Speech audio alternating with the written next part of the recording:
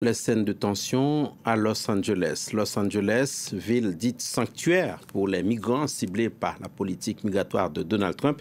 Raison de ces tensions, la vague d'arrestations lancée par des agents de l'immigration. Des habitants se sont opposés à ce qui ressemble à une rafle des policiers. 45 personnes arrêtées selon des activistes. Des élus dénoncent cette campagne d'arrestation. Correspondance Pierrick Laurent en Californie.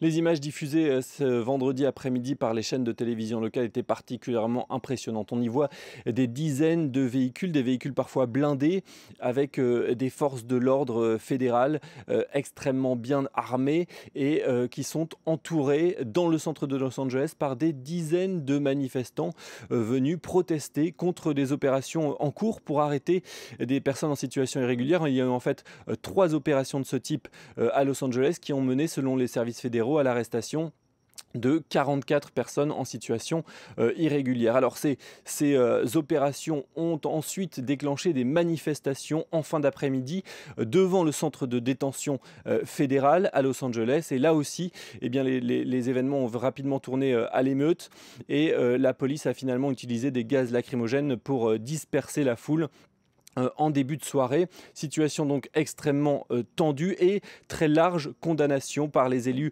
démocrates de Californie, au premier rang desquels la maire de Los Angeles, qui a fait part de sa colère et qui a expliqué que eh bien, ces opérations étaient finalement dangereuses pour la population, ne profitaient pas de la sécurité de la ville. Et puis le gouverneur de Californie, Gavin Newsom, a également fait part de sa colère vis-à-vis notamment de l'arrestation d'un leader syndical local, David Huerta, une figure locale qui a été arrêtée alors qu'il tentait de s'opposer à ces opérations en tout cas les plus spectaculaires ici à Los Angeles depuis le retour au pouvoir de Donald Trump.